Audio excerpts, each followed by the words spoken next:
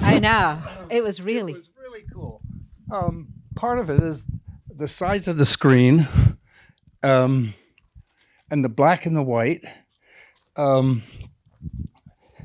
I've seen it a couple of times, but nothing with the impact of the screen. Yeah, yeah. I think it was The sound. I mean, it was fantastic. The close-ups of the face. I never. I mean, it's a beautiful looking film. It's a beautiful looking film. So can you tell us a little bit about the context of your father's career when you wrote this? He was a writer. He wrote, and when he didn't have somebody paying him for it, he was writing spec. He began in the theatrical world as a playwright, actually a director, then a playwright. Had a few flops, and then went to writing radio, and was, I guess, had his own show. I ran into one old geezer one time who said, Halsted Welles was a household name. I was just going by with a truck that said Gardens by Halsted Welles. But besides being a writer, he was a dramatist. And that really comes across in this film. If you go, as I understand it, this short story, Elmore Leonard's short story, starts in the hotel room. All of that bit with the family, the stagecoach holdup, 2/3 of the film is fabrication. And then they pulls the wife into the ending. So that's a dramatist. You know, and he was hired. He wrote more damn television melodramas and features. I think I counted. I just recently went through just taking the title pages off of TV shows that I happen to have scripts, and there's 175 of just the scripts, and that's just the melodramas. Then the screenplays. There's there's a screenplay. Screenplay is a feature, right? And then I ran into a letter that he had written to the Writers Guild when they were taking up for working for a producer who was not approved by the Writers Guild, and he wrote and he apologized, and he said at 70, Hollywood stops calling. And so he went on from there, writing novels, hoping to get the screenplay. He didn't really care much about the novel, but he wanted the screenplay. I think he really got into the movie. He liked the movie as a medium, and he hated television as a medium. Really? Yeah. Because I gave him his first television to watch the moon landing in 1969. So he was writing for television, but he didn't own one? Right. Yeah. But obviously he loved movies because the script is written with camera directions, a sense of what a sense of visual. It's not just about dialogues and plot. There is a whole atmosphere. And how you were a teenager at the time? Yeah. How much were you interacting with your father's world and with the writing? Well, when he wrote the script, he was in Los Angeles, and my mother and us three kids were in Nyack, New York, where we'd been. Then he was in LA so much that he was kind of commuting back and forth, but he was in so much because I think actually the script, even before the movie came out, the script was known, and he was turned into a hot writer, certainly for Westerns anyway. So I didn't know anything about the writing, what was going on in terms of how the script was put together. And the first thing, we moved out in 1957 we moved out to LA as a family because he was there so much. And I went to the theater. He took me to the theater. Oh, let's go see this movie, you know. He didn't talk about it at all. So I go to the movie, and I think, I'm absolutely sure it was the first time he saw it in the theater. Whenever it came out and the red carpet and stuff, I got the sense, I never heard anything about it. I got the sense that he didn't go. He didn't approve. But anyway, what was the question? No, that's fine. Go ahead. Don't worry about the question. Okay, it was something about what was my involvement. Yeah, so that was my involvement. Yeah. I go into the movie theater with him where he saw it for the first time in the theater. Maybe he'd seen screenings or something. And we come out of the theater, and I wasn't that impressed. Yeah, it was cool, Dad. Yeah. And then I don't even think he said he wrote it or anything. But he just came out and he said, Glenn Ford is gay. No, he would have said homosexual. Gay wasn't a word, right? Glenn Ford is homosexual. I'm 16 years old. Pretty naive. And yeah, he couldn't play my love scene.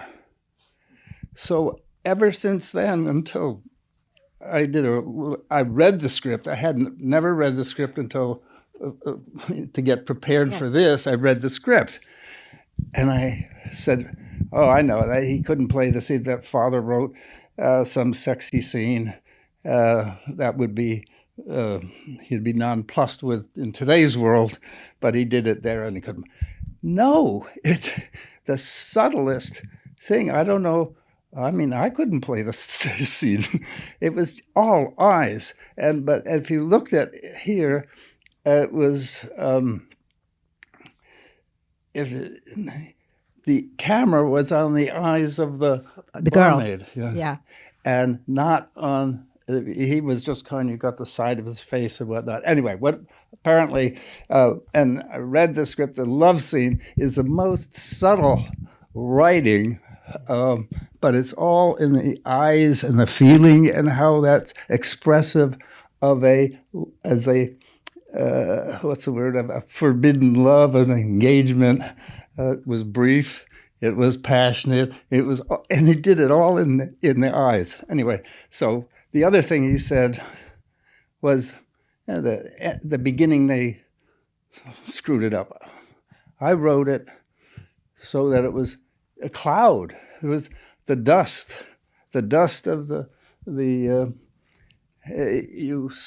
you kind of figured out that there was something going on, a robbery, that it had to feel it out as the dust was settling.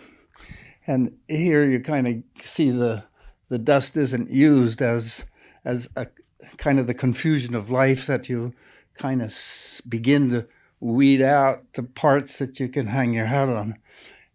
And just to go, so that's about all I knew.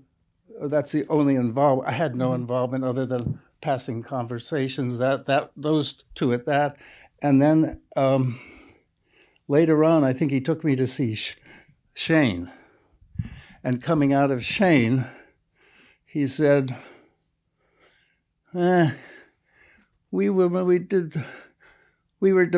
was kind of looking back. Apparently, when they did 310, and you can see it here, there was a decision to make it in black and white. Shane had been done a couple of years earlier, and I think was one of the first. High Noon before that was black and white, and then there was Shane in color. Yeah. So it was the first, and so there was. I got the feeling there was a real decision. Are we going to push-pull? Are we going to do it in color, or are we going to do it in black and white?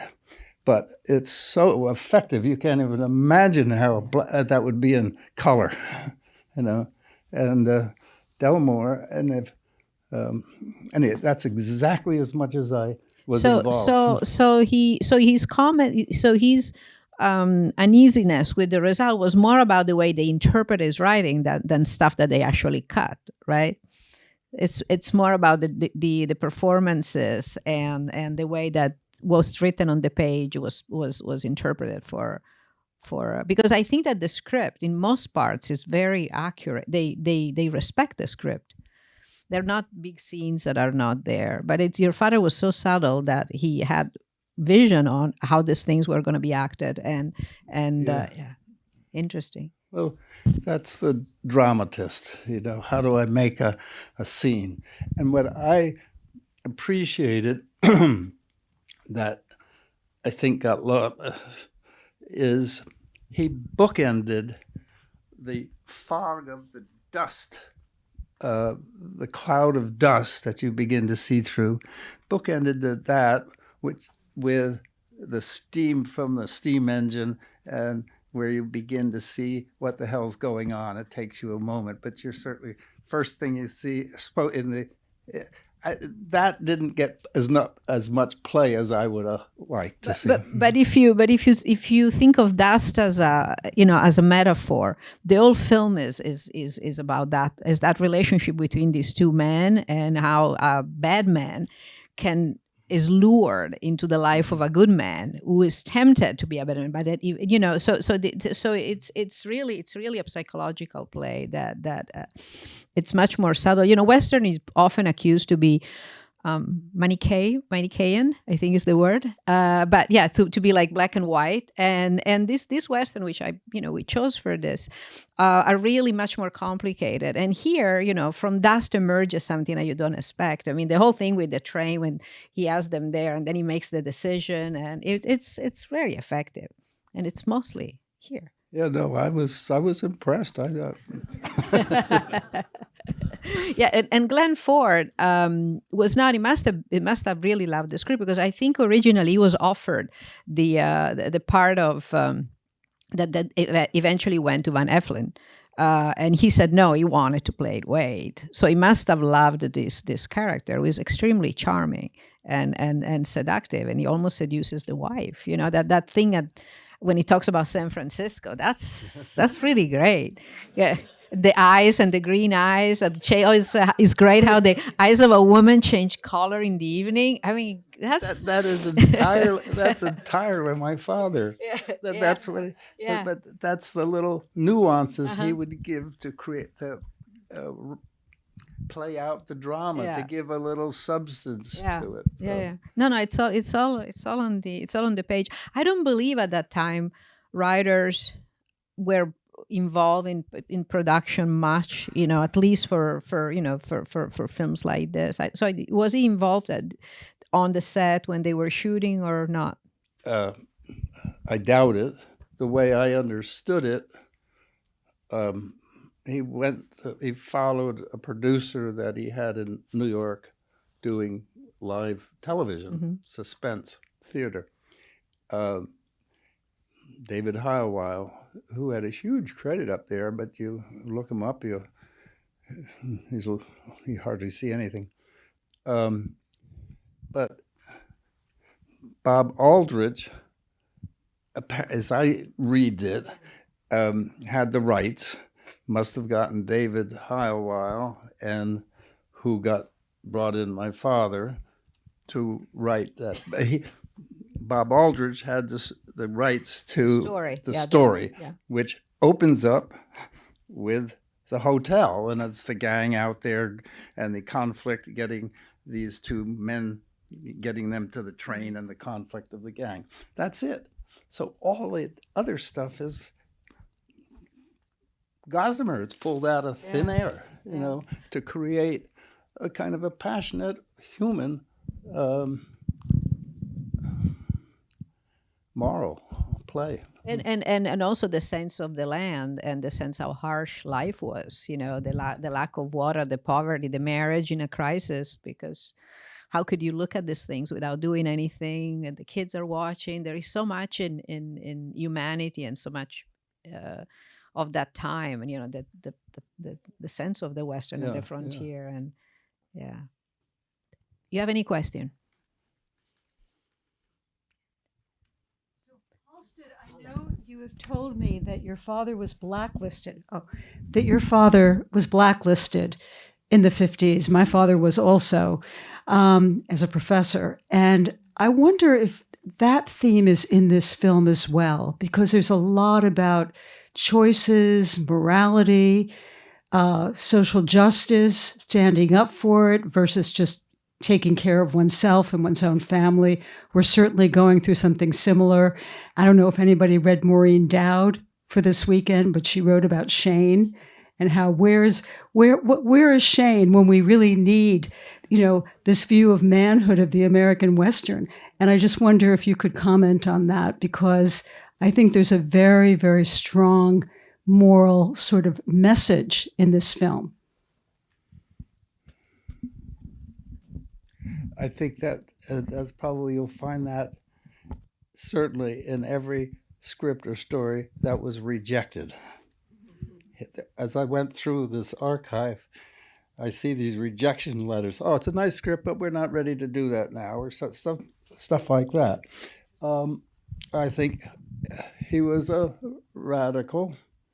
He was, from the beginning, I don't know about radical, iconoclast. He just thought the establishment was fucked up. And he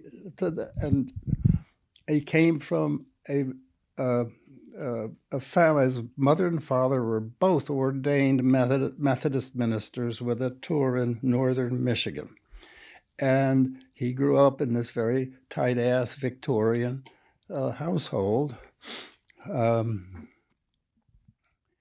And he kind of rebelled against that and went into the theater, which was Sin City, and then the rest is history.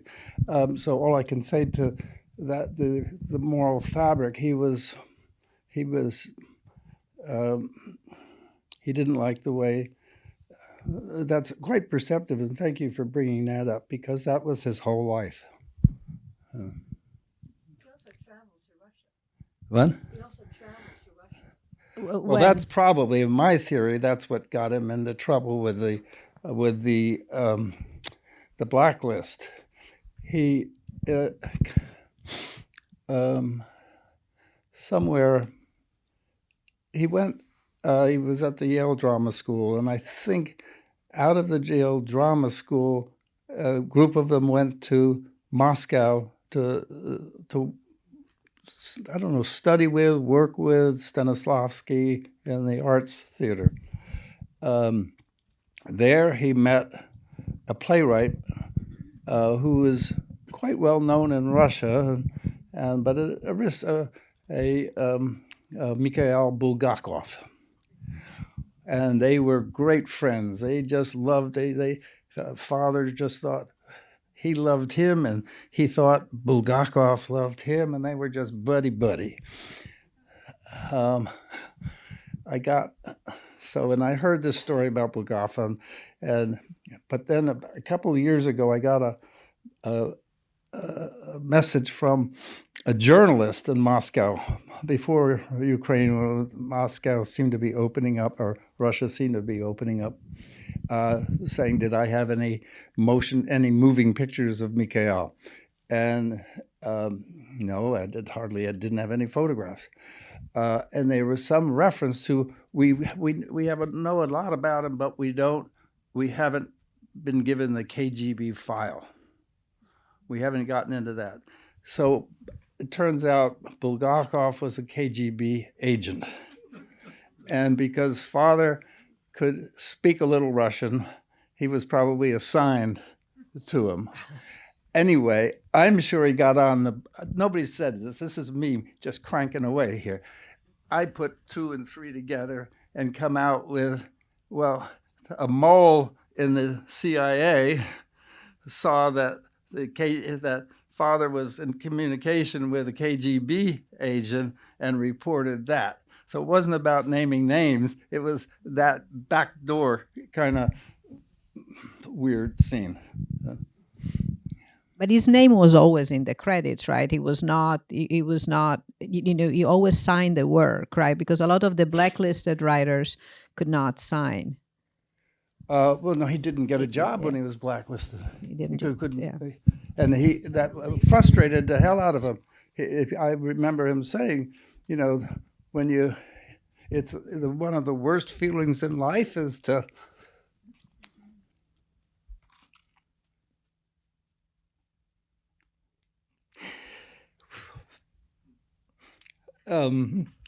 sorry about that, but something just happened that I see in the film. He said to me, one of the worst feelings is not being able to give, support your family, put food on the table. That's came out there.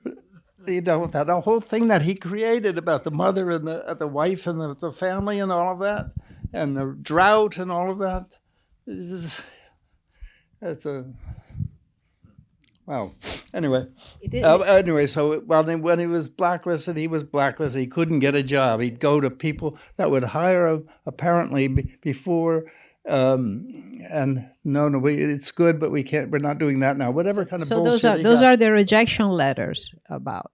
Yeah. What's that? The rejections were also because of that. Yeah, I don't even think there were letters. It was just, or maybe they were. It could have been.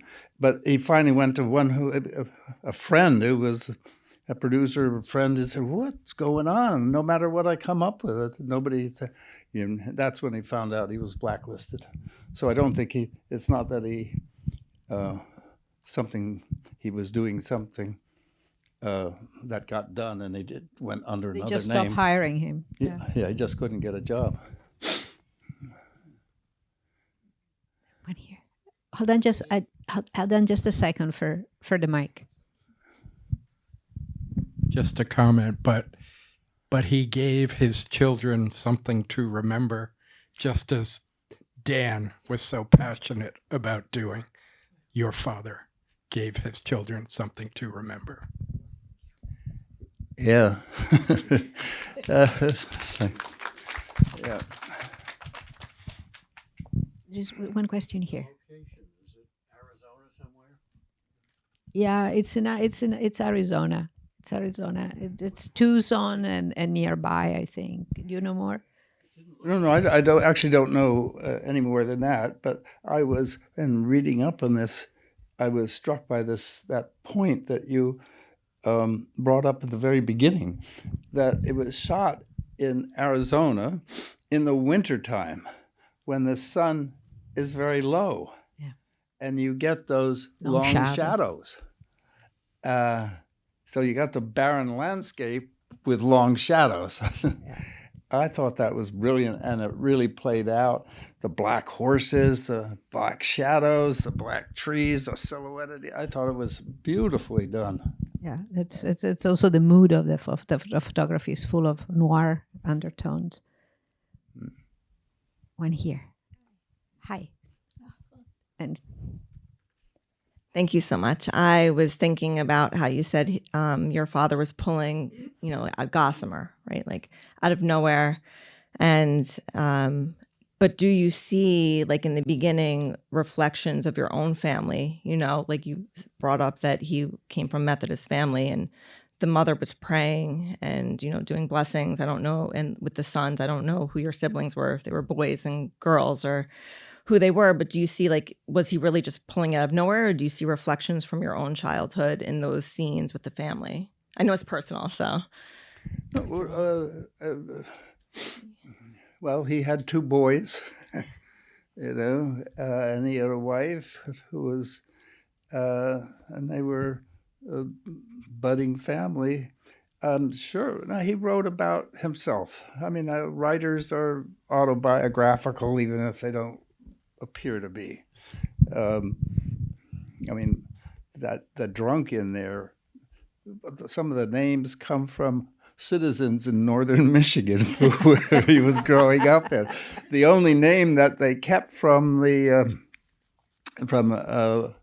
Elmore Leonard's story was Jim. The outlaw? The second. wait, no, not Wade. the other one. No, I don't remember. Yeah, the name. forget.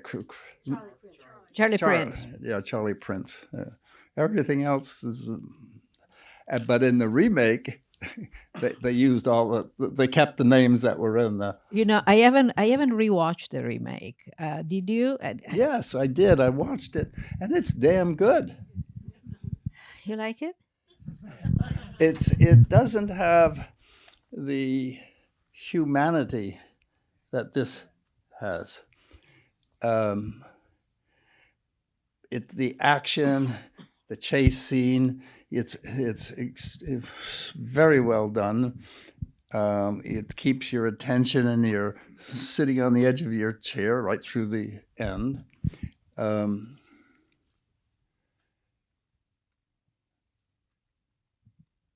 But they used, but all the bit, they did use the wife, they did use the family. It does pull that in, not to the degree and the subtlety that it's here, but they pulled all of that in. And since they used so much of that in the remake, that father had the lead writing credit on the remake. And I often wondered, well, what's that? As soon as I understood that Elmore Leonard's the short story starts with the hotel scene, well, yeah. Half the movie has already happened. So I don't know, was there a question? I answered it? Yes, you did. Did I answer it? Okay. Yeah. Yes, you did. Last one. Okay. Well, they have the script available in the kiosk out, and I read the first few pages and compared it to the scene as it was shot. And to me, they did I guess as faithful a job as they could, given there's limits on budget and stuff like that, and they clearly understood what it was all about. But the thing is that the scene that you see on the screen, in fact, I'll look at it this way: as I was reading it, I was trying to think of what that would look like if shot as described. And what came into my head was something that's like, well, this is nice, but it looks like, the opening scene of like any Western looks like this. And this page is just filled with poetry that, and I've, in my former line of work, I'd read a bunch of scripts. Nothing read anything remotely like that. No, you have to read it. I just put, the thing. I'm not gonna bore you for long with my poor reading, but it says, the plain is arid and bare. It stretches so far it seems to mix time with space. That is a concept. It's a concept. How do you convey that in a shot? Yeah, it'll just look like any other Western. It's like, okay, you're looking out at the desert. Yeah. And I was wondering if your father ever talked about, what I wrote. Just, it's like it's faithful. It doesn't come across. It's like you don't see that poetry on the screen. You see the scene on the screen, and it's more or less like what's on there. I guess they turn silver into gold and some other stuff. And you don't meet the main character, the Van Heflin character, until it's happening. I think you see him a little bit earlier, with his two sons when they're looking for the cattle. But I was wondering if he ever said, well, they got it, but they didn't get it. If you see what I'm saying. There's a question in there, right? Yeah. And the question is, did he talk about the poetry of his work? Or how well they caught that, what she just read. In the movie? When you look at it on the screen, you don't think, wow, it's as if the horizon meets the sky or something. Yeah. It's like, it doesn't convey that. It just looks like, okay, we're in the desert and it's a Western. Well, that would have been a little bit why he would be disappointed with the film. He expressed disappointment coming out of the theater with the opening shot. Yeah. But he didn't. That was one of the few times that we saw something together of his. He'd give me scripts to read, just to get a teenage reaction to the story, but he never talked about. He loved the English language, and he probably kept it to himself. I didn't, except I do remember a lecture on the pluperfect at dinner one night.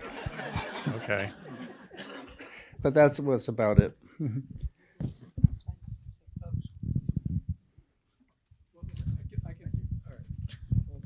need it for the recording. I want to frame this question that's back to the dinner table that you were just talking about with your father, but the fact that the film should have begun with a sandstorm and ends with steam, meaning you can't quite see clearly, is fabulous. And the fact that every relationship, every one of the characters in this story has a very complex relationship with the other characters and with themselves, whether it's the alcoholic who suddenly becomes something of this hero at the end, and also the two women where their sense of who they love gets shaken and confused. The two main characters go back and forth between what side of morality am I going to fall on, and everything kind of gets turned around and turned into its 180-degree opposite. So the question goes, was that something of a dinner table conversation for you with your dad? His yes and no. It depends on the dinner. But it's so complex. I think it's about his life. I heard more about his life as a radical or an iconoclast.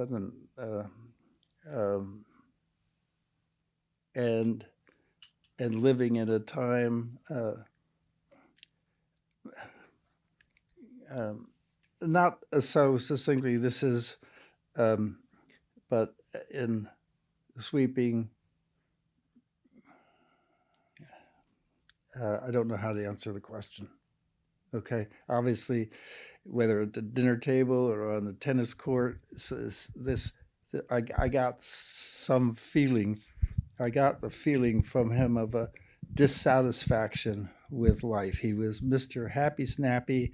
Everything he wrote was the next big thing. Even when he got one rejection after another, he could somehow surmount about any of the personal tragedies that were going on, as well as the political. He was just not a believer in the American dream. It was an American nightmare. Yeah. Thank you. You gave us the introduction about time and space, and we've talked a lot about space and the visuals. I wonder if you could say something about time and how time is used in the film. I mean, it's called 3:10 to Yuma, and we're always looking at the clock, and there's a sense of time. And even the wife says to the husband, in 6 months, we'll be happy. So there's this, time as a character as well. I wonder if you could speak about that. It's a dramatic element here. And he did, I did hear him talk about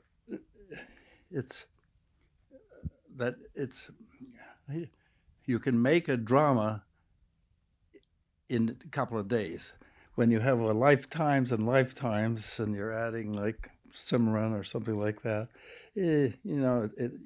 but I think the 3:10 and the clock ticking and the reference to the clock through there is a dramatic element. Tickety, tickety, there's something's going to happen. Something's going to happen. And he did explain suspense to me one time, as it gave me the metaphor of a torpedo shooting the ship over here, shoots a torpedo over to here. And if you just go follow the torpedo and the ship blows up, where's the drama? So you gotta go through the loading of it. You gotta shoot to back over here. These guys are just supposed to whatever the hell, the back and forth. And I think to extend the theme also, as you said, the tick, tick, tick of the clock, I did notice at the end when the train is coming, you hear the train, you hear, the click, click, click before you see the train, it's coming.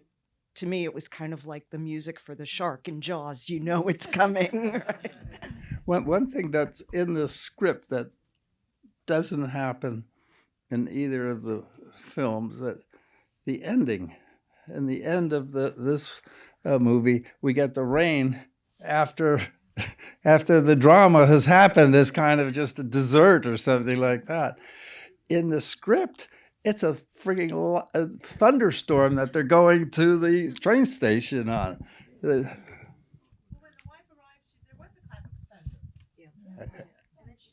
Can't hear. Well, what's the question? She's saying that when the wife arrives, in the village, there was you hear the thunder, so you heard it. Thinking, but here the rain comes more as a relief. There is more like in the script is more like infernal. There is a little bit of inferno. But it's part of the drama. Yeah. The thunder, boom, the rain coming down, the dripping of the water off the hats, or whatever. That's okay. I just want to say about that. I really noticed, the thunder was incredible. And even my husband said, "Did you hear that was amazing." But then when he said to his wife, "Did you hear the thunder?" and she did not hear it. And you recognized, it was almost like a metaphor I felt for him, that hearing the thunder means we're going to have rain, means we're going to have crops, means in 6 months our lives will be better. And I felt like he really believed in himself. He sort of gave himself a kind of a positive boost to sort of get through this issue, of he's got to get this guy to the train. And it was just like he sort of put himself in this bubble of positivity, like it's all going to work out. That's the impression I got from that moment. Cool. Okay. We have to finish it. Thank you so much, Halsted. Please stop by any day this week or this weekend and for the script, and it's all there. And there is also a great photograph of Halsted's dad.